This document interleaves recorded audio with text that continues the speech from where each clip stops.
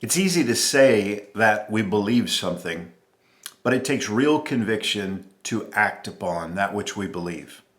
We see this in the life of Ezra.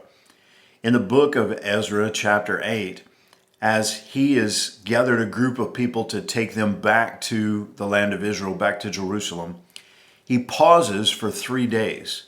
And he does this for a very particular reason. It says in Ezra 8:21, "Then I proclaimed a fast there at the river of Ahava, that we might afflict ourselves before our God, to seek of him a right way for us, and for our little ones, and for all our substance." So they're going to fast and pray and seek the Lord before they begin this journey. He goes on to say in verse 22, "For I was ashamed to require of the king a band of soldiers and horsemen to help us against the enemy in the way, because we had spoken unto the king, saying, The hand of our God is upon all them for good that seek him. But his power and his wrath is against all them that forsake him. So we fasted and besought our God for this, and he was entreated of us."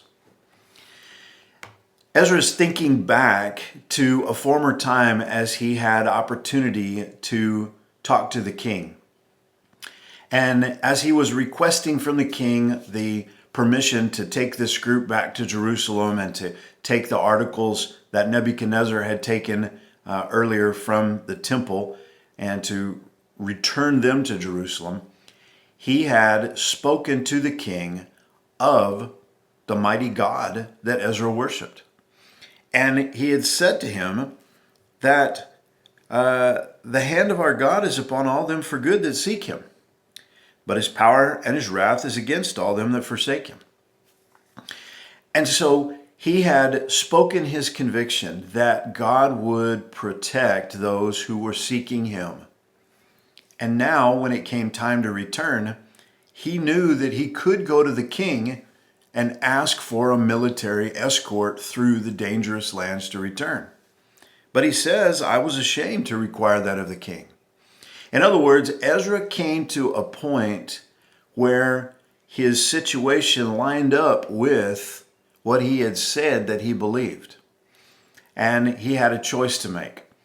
Now, I don't think the king probably it wouldn't have bothered the king one bit to have given him a military escort had he asked. The king basically gave Ezra anything that he asked for this journey. But Ezra remembered the conversation that he had had. And he was placed at a place where he said, "My beliefs, I truly believe this. I believe that God will protect us." And so he didn't take it lightly. It was a dangerous journey. And rather than ask the king for the king's help, for the military might to accompany them, he said, "We're going to fast and pray before we make this journey. We're going to seek the Lord, just like we've said. We've said that we believe that God will help those who seek him, and so we're going to seek the Lord." And so that's what they did. Verse 31 tells us, "Then we departed from the river of Ahava on the 12th day of the first month to go unto Jerusalem, and the hand of our God was upon us. And he delivered us from the hand of the enemy and of all such as lay in wait by the way." And so most certainly they sought God, they trusted God, they fasted and prayed and asked for God's help, and he gave it. He protected them from all of the dangers that they might face from the enemies along the way. I just want to encourage you this morning, let's learn the lesson from Ezra. You know, we not only need to confess what we believe, but we need to act upon what we believe as well. We need to put it into practice. If we truly trust God, then we need to walk in that trust, just like Ezra did. God bless you. Have a great day.